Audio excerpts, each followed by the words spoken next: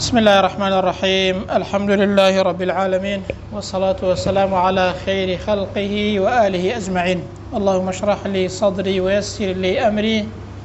واحلل عقدة من لساني يفقه قولي لدرسي دهم لباسي شرح أصول الثلاثة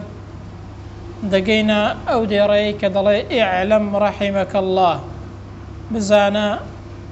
أي أو كسي كفير خوازي قتابي أي هر مسلمانك كيجهد ليا رحمتي خواهي پروردگار ليبت يجب على كل مسلم ومسلمة واجب لسرهم إنسانك مسلماني بياو ومسلمة بوكيا آفرت شي بزانت تعلم هذه المسائل الثلاث فيربوني أو سي مسألانا والعمل بهن وهروها كار كردن بو سيشتيا واتا او سيشتا فير بين ودوهميش چي بكين كار بو سيشتا بكين واتا تنها اونية كإنسان بس بزانت بلا امنيش دزانم خواهي و امنيش دزانم دين راستا بلكو دواي اوي كدزاني دبي كار بزاني نكي خوي بكات دفرمي يكم أن الله خلقنا خواهی پروردگار ایمه دروس کردوه ورزقنا وهروها رزق روزي ایمه داو رزق روزي بو ایمه دابین دکات و بو همو بونورش ولم يتركنا هملا ایمه بقالتو هونتا دروس نکردوه واتا یکمین شد پیوسته انسان بیزاند او یکم خواهی پروردگار ایمه دروس کردوه بو آمان جيكي گرنگ وكو خواهي قورد فرمي وما خلقت الجن والإنس إلا ليعبدون إنسان جاء جنم دروز نكرد وتنها بو أو نبي كامن بپرستن واتا إنسان بو چي دروز بوا بو پرستني خداي پروردگار وعبادت كردني خداي پروردگار وهروها خواهي پروردگار رزق روزي ايمه داد چونك او بو نوره هموي هي خواهي پروردگاره بۆیە دانەر پێمان دەڵێت دانەر پێمان دەڵێت خوای پەروەردگار ڕزق و ڕۆزی ئێمە دەداوە هی هەموو بوونەوەر دەدات وەکو خوای گەورە دەفەرمێ وەفی السەمائی ریزقکم وەما توعدون خوای پەروەردگار لە ئاسمانەوە واتە لەلایەن خۆیەوە ڕزق و ڕۆزی هەموو بوونەوەر دەدات إن الله هو الرزاق خوای پەروەردگار ڕۆزی دەرە بۆ هەموو بوونەوەش واتە خوای پەروەردگار ژێنەر و مرێنەری ئێمە و ڕزق و ڕۆزیمان دەداتێ ئەنجا دەفەرمێ وەلەم یەتڕوکنا هەمەلەن و ئێمەی واز لێ نەهێناوە یاخود ئیهمالی نەکردوینە وێڵی نەکردوین یعنی چی یعنی کە ئینسانی دروست کردووە وێڵی نەکردو بڵێ دەیەڵە لە دنیادا چۆن دەژیەی بۆ خۆت بژیە و بە کەیفی خۆت و ئاوا بەڵکو خوای پەروەردگار بەرنامەی بۆ ئینسان ناردووە ئینسان ئاگادار کردێتەوە پێغەمبەری بۆ ناردووە دەبێ بە پێی ڕێنماییەکانی ئەو دینە و ئەو پێغەمبەرەی سەلات و سەلامی خوای گەورەیان لەسەر بێت ئینسان بەڕێوە بچێت و ژیانی خۆی ڕێکخات ئەوەتە خوای گەورە دەفەرمێ ئەفەحەسیبتم ئەنەما خەلەقناکم عەبەثە ئایا ئەوە پێتان وایە کە ئێوە بەگاڵتەوە گەب دروست بوون وأنكم إلينا لا ترجعون ئێوە ناگەڕێنەوە بۆ لای ئێمە پێتان وایە هەر بەگاڵتەوە گەب دروست بوون ژیانی هەر بەگاڵتەوە گەب بەسەر بەرن نەخێر ئەی ئینسان بۆ ئامانجێکی گەورە دروست بووی خوای پەروەردگاریش بەرنامەی بۆ ئێمە ناردووە و دەبێ ئینسان بە پێی ئەو بەرنامەی بەڕێوە بچێت دەنا ئەگەر وانە بێت بەڕاستی ژیانی دنیا هیچ مانایەکی تێدا نامێنیت انجا دەڵێ بەل ئەرسەلە ئیلەینا ڕەسوولەن نەخێر خوای پەروەردگار ئێمەی وێڵ نەکردو و ئیهمالی نەکردوین لە دنیادا بەڵکو چی بۆ ناردوین پێغەمبەری بۆ ناردوین جا فەمەن ئەطاعەه دەخەلە الجەنە هەر کەسێک گوێڕایاڵی ئەو پێغەمبەرانە بکات چە دەبێت دەخەلە الجەنە دەستە بەهەشتێ ئەدی وەمەن عەساه دەخەلە النار هەر کەسێکیش سەرپێچی ئەو پێغەمبەرانە بکات چی لێ دێت دەستە جەهەنەمەی خوا پەنامادات والدليل أدي بلغمان شيء لسر أو قصي بلغمان آيات قرآنية دبي أو آيات أو بلغان لبركن خواهي قولة فرمي إنا أرسلنا إليكم رسولا إما بتأكيد براستي بو إلي إيو من ناردو نيردراو من بو ناردون پیغمبر من بولا ناردون شاهدا عليكم كبسرتانوا شاودير شاهد بن كما أرسلنا إلى فرعون رسولا هر وكتشون بولاي فرعونش پیغمبر من ناردبو كشي پیغمبر ايكي بولاي فرعوني ناردبو ها موسى فعصى فرعون الرسول فأخذناه أخذا وبيلا أو تاد فرمي فرعون سربيتشي كد لا أو پیغمبري كبوي هاتبو وبوغلكي هاتبو جاء فأخذناه أخذا وبيلا خواهي قورد فرمي إيمش قرت معنا بقرتنيكي زور بهيز أخذا وبيلا يعني أخذا شديدا مهلكا بقرتنيكي زور بهيزي لنا وبرقرت معنا واتالنا ومان بردن لا دريا كيدا خويو قلكي اوانيك ببرواب لقليدا هميان غرق بونو خواهي پروردگار لناي بردن كواتا لخالي كم وشي في هذا بين اوي في هذا بين خواهي پروردگار انساني دروس كردوا رزق و روزي داوا ويلي نكردوا بلكو بو پرستن دروستي كردوا بو امانجكي قورا كزوي اوادان كاتو بپي برنامج خواهي قورا انجا پیغمبری بولا ناردوین بو اوی بپی توجیهاتی او پیغمبرانه بڕێوە بچین نەک ئینسان بە حەزی خۆی بڵێ چم پێ خۆش بەوەی دەکەم ئەوە بۆ ئینسانی مسلمان نابێت دەبێ بەپێی دینەکەی و بەپێی ئەو ڕێنمایانەی کە پێغەمبەر صلی الله عليه وسلم فێری کردوینەوە بۆی هیناوین ژیانی خۆمان ڕێکخەین ئەوە خاڵی یەکەمە لەو سێشتانەی کە پێویستە فێری بین خاڵی دووهەم چییە کە پێویستە فێری بین أن الله لا يرضى أن يشرك معه أحد في عبادته خواهی پەروەردگار رازی نابێت بەچی بەوەی کە هاوبەشی لەگەڵ بڕیار بدرێت لە پەرستندا لا مەلەک مقرب نە هیچ فەریشتەیەکی زۆر نزیک قبول دەکا کە لەگەڵی بپەرستی لەبەرچی وا دەڵێ لەبەرەوەی فەریشتە زۆر لە خوای گەورە نزیکن ئەگەر خوای گەورە قبول نەکا فەریشتەی لەگەڵ بپەرسترێت معناوایە ئینسان یاخود دار و بەردێک یاخود هەر شتێکی دیکە هەر قبول ناکات ولا نبي مرسل هیچ پێغەمبەرێکی نێردراویش کە پێغەمبەرانیش زۆر نزیکن لە خوای گەورە ئەوە خوای پەروەردگار قبوڵی ناکا کە دەگەڵ خوای گەورە شتێک بپەرستی خوای گەورە دەفەرمێ وأن المساجد لله مزگەوتەکان هی خوای پەروەردگار و ماڵی خوای پەروەردگارن فلا تدعوا مع الله أحدا کەواتە مەپەرستە و هاوار مەکە دەگەڵ خوای پەروەردگار بۆ هیچ کەسێکی دیکە و هیچ شتێکی دیکە ياخذ فرمي إن الله لا يرضى أن يشرك به إن الله لا يغفر أن يشرك به خواهي قورا هرگيز للشرك خوش نابه إن الله لا يرضى إن الله لا يغفر أن يشرك به ويغفر ما دون ذلك لمن يشاء خواهي قورا هرگيز للشرك خوش نابه بلان بيزق للشرك احتمالي هي لهر گناه تاوانێکی دیکە خۆش ببێت بەڵام هەر کەسێک هاوبەشی بۆ خوای پەروەردگار بڕیار بدات خوای پەروەردگار هەرگیز لێی خۆش نابێت ئەنجا شیرک چییە؟ بریتیە لەوەی تایبەتمەندی و سیفەتێکی خوای پەروەردگار بە مەخلووقێک بدەیت شتێک کە تایبەتە بە خوای پەروەردگارەوە سیفەتێک تایبەتە بە خوای پەروەردگارەوە بە مەخلووقێکی بدەیت بۆ نمونە پێت وابێ ئینسان لە غەیری خوای پەروەردگار ڕزقی دەست دەکەوێت ئەو ڕزقە لە خوایەوە نەزانی لە غەیری خوای بزانی پێت وابێ غەیری خوای پەروەردگار غەیب دەزانیت بەسەر غەیب و نادیارەکاندا وەکو بڵێ یعنی ئاگاداریەکی هەیە ئەساسی شرک بریتیە لە دڵت پەیوەستکەی بە خوای پەروەردگارەوە حقیقەتی شیرکیش ئەوەیە وەکو چۆن خوای گەورە دەپەرستی ئاوا ئینسانێک شێخێک فلانێک فیسارێک شتێک بپەرستی یان ئینسانێک یان قەبرێک یان هەر شتێکی دیکە یان بە گەورەی بزانی وەکو چۆن خوای گەورە بە گەورە دەزانی لە دڵتدا ئینسانێک هێندە گەورە بێت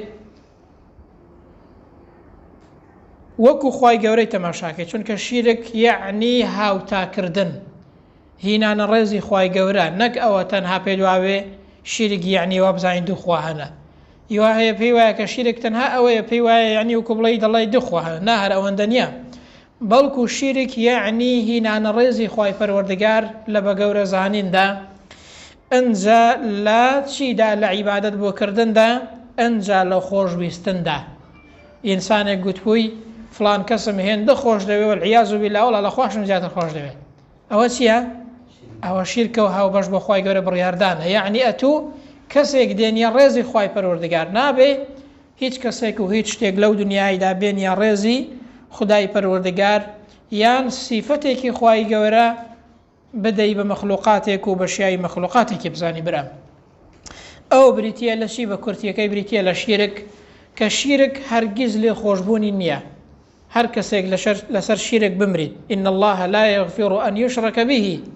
خوای گەورە هەرگیز لێی خۆش نابێت لەبەرەوە شیرک زۆر خەتەرە دەبێت ئینسان ئاگاداری بێت وەکو ئەوەی نەکە ئینسان گوناحێکی بکا بڵێ زادەی خوای گەورە لێم خۆش دەبێت یاخود بە نەوعێک لە نەوعەکان بە ئیهمالی یاخود بە کەمی سیر بکەیت بەڵکو خوای گەورە لە شیرک خۆش نابێت هەر کەسێک خوا پەناماندا لەسەر شیرک بمریت هەرگیز خوای گەورە لێی خۆش نابێت دووەم شیرک خەتەرێکی دیکەی ئەوەیە کردەوەکانت بەتاڵ دەکاتەوە هەرچەندە عیبادەت و نوێژ و فڵان و فیسارت هەبێت لەگەڵ شیرکت هەبوو ئەگەر ئینسان عوزری نەبێت نەزان نەبێت ئەو عوزرانەی کە باس کراون ئەو عوزرانەی نەبن ئەو باڵانسی حیسابەکەی سفر دەبێتەوە هێندە خەتەرە ئەنجا شیرێک ئینسانی پێ بێ باوەڕ دەبێت کە دوو جۆر شیرێک هەیە شیرکی گەورە کە مەبەستمانە شیرکی گەورەی پێ دەڵێن کە ئینسانی پێ لە دایرە ئیمان دەستە دەرێ شیرکی گچکەش ئینسانی پێ لە دایرە ئیمان ناستە دەرێ بەڵام زۆر پێی تاوانبار دەبێت بەڵکو لە گوناهە گەورەکانیش گەورەترە شیرکی گچکە لە گوناهی گەورە تاوانی زیاترە یەکێک لە شیرکی گچکە چیەکە دەزانیت سوێند خواردنە بە غێری خوای پەروەردگار یەکێک لە شیرکی گچکە سوێند خواردنە بە غێری خدای پەروەردگار بەسەری فڵان کەسی بە قەبری فڵان کەسی بە خوێنی نازام چی ئیدی ئەوانە هەمووی دەچێتە خانەی شیرکی گچکەوە هەر کەسێک قسەیەکی ئاوا بکە ئەوە لە گوناهێکی هەرە گەورە تاوانەکەی زیاترە بەرام بۆ ئینسانی دەبێت ئینسان ئاگاداری شیرک بێت چونکە قەباحەتەکەی زۆر گەورەیە و ئینسانی بە هیلاک دەبا خوا پەناماندات دەبێت ئینسان عیبادەتی خوای گەورە بکەواتە ملکەچی فەرمانەکانی خوای پەروەردگار بێ و ئەو پەڕی خۆشەویستی و ئەو پەڕی بەندایەتی بۆ خوای پەروەردگاری خۆی بڕیار بدات سێهەم چییە لەو شتانەی کە دانەر دەڵێ پێویستە بیزانین دەڵێت ئەنە من ئەطاع الرەسوول هەر کەسێک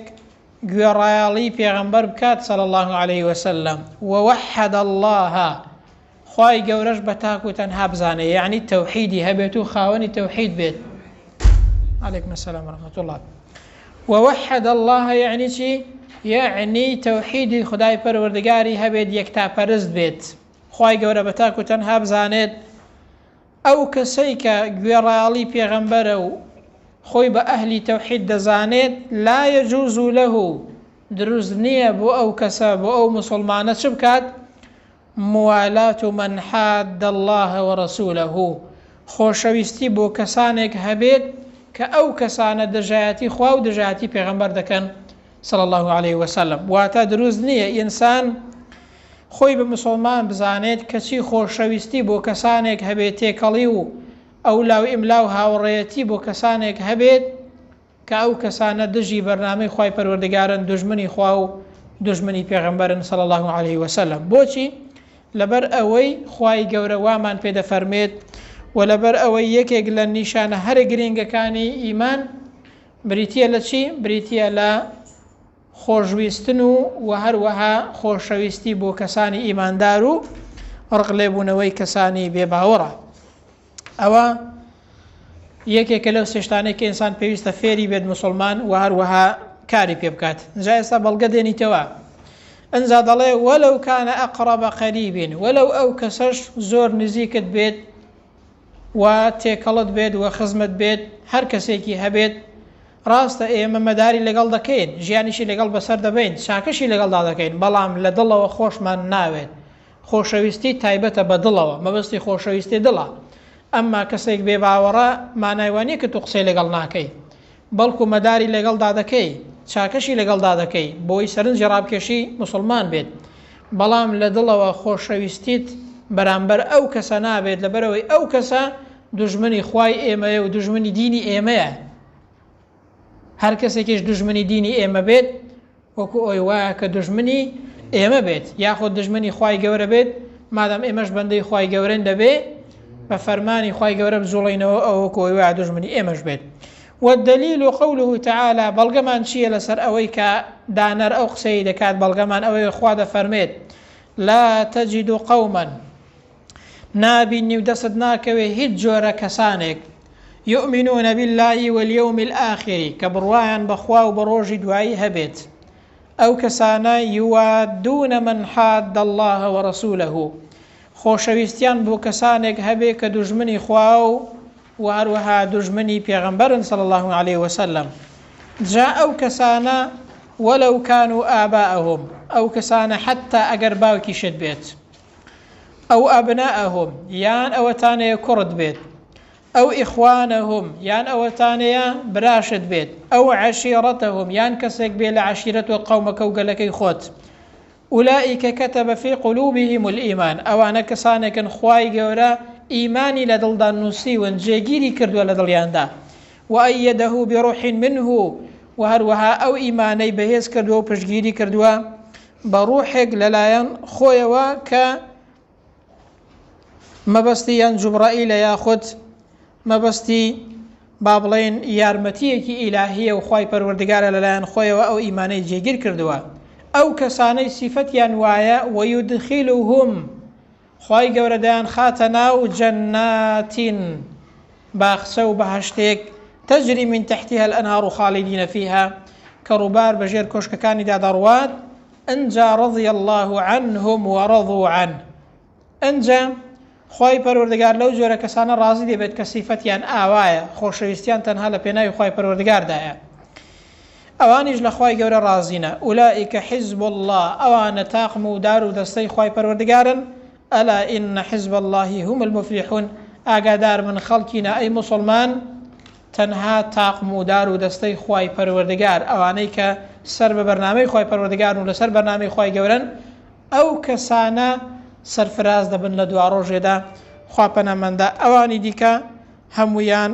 تێدا دەچن و بەرەو تێدا چوونن و ئاەتی دیکەمان زۆرن تەبعەن کە باز لە خۆشویستنی مسلمان و ڕغلێبوونەوەی ئینسانی بێباوەڕ دەکەن هەر چەندە ئەو کەسە لێشت نزیک بێت کێک لەوانە ئەوەیە خوای گەورە دەفەرمێ یا ئەیها الذین آمنوا لا تتخذوا اليهود والنصارى أولياء ئەو کەسانەی کە ئیمانتان هەیە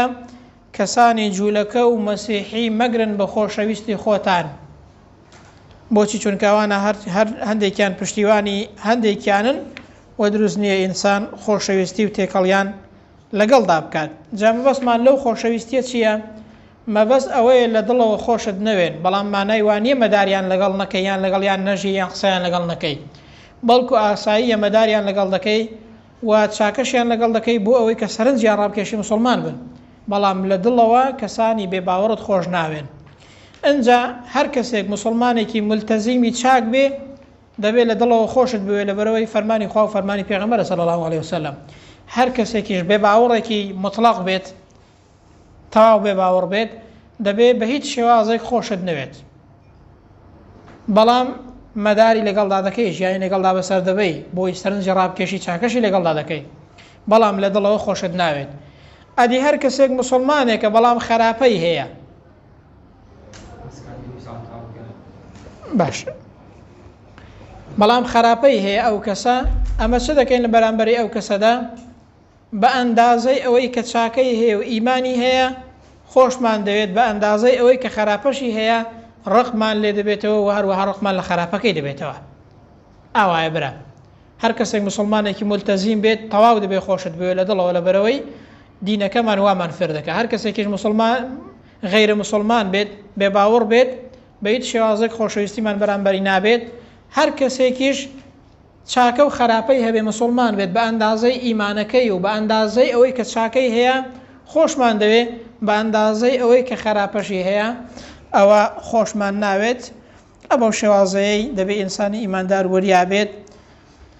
لە خۆشەویستی و هەروەها ڕق لێبوونەوە. ئەو سێشتانە دانەر پێمان دەڵێ کە ئینسان دەبێت چ بکات؟ دەبێت فێریان بێت و هەروەها دوای فێربوون دەبێت چ بکات؟ دەبێت کاریان پێ بکات. ئەو سێشتانەش زۆر گرنگن کە دانەر باسییان دەکات لەبەرەوەی ئینسانی مسلمان دەبێت ئەو سێشتانەی تێدا بن ئەنجا ئیمانەکە و بیر و باوەڕەکەی تەواو دادەمەزرێت.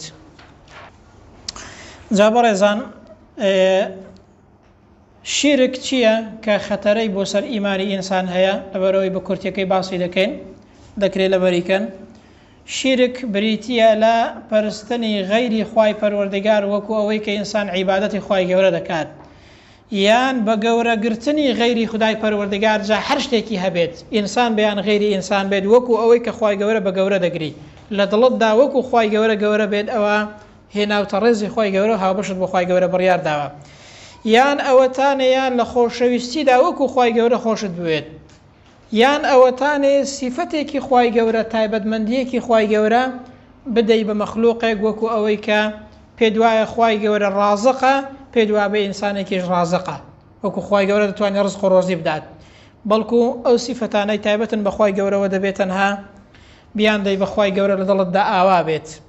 یان دڵت بە غەیری خودای پەروەردگارەوە پەیوەست بێت، یان سیفەتێکی خوای گەورە بدەی بە مەخلووقێک. ئەنجا شیرک دوو جۆری هەیە، شیرکی گەورە، شیرکی گچکە. شیرکی گەورە ئینسانی پێ لە دایرە ئیمان دەستە دەرێ ئەگەر عوزری نەبێت تەبعاً ئەوە دەبێت ئینسان بۆی ڕوون بکرێتەوە پێی بگوترێت. دەنا کەسانێک هەیە نازانی دەبێت بۆی ڕوونکەوە. مەبەستمان ئەوەیە حکم بەسەر خەڵکی دابدەین، مەبەستمان ئەوەیە عیلمەکەی بزانین. شیرک دوو جۆری هەیە، جۆری شیرکی گەورە کە ئینسانی پێ لە دایرە ئیمان دەستە دەرێ باڵانسی حیسابی ئینسان سفر دەکاتەوە هەرچەندە ئیمانداریش بێت.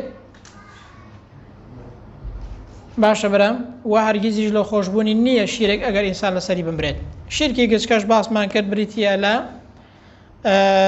غەیری شیرکی گەورە کە یەکێک لە شیرکە گچکەکان بریتە لە سوێن خواردن بە غەیری خودای پەروەردگار و چەند شتێکی دیکەشە دەکرێت لە کاتی خۆیدا باسی بکەیت. دەبێت ئینسان هەوڵدات بە هیچ شێوازێک لە شیرک نزیک نەبێتەوە و لێی دوور بێت، چونکە شیرێک وەکو گوناهی دیکە نییە، خەتەرەی بۆ سەر ئیمانی ئینسان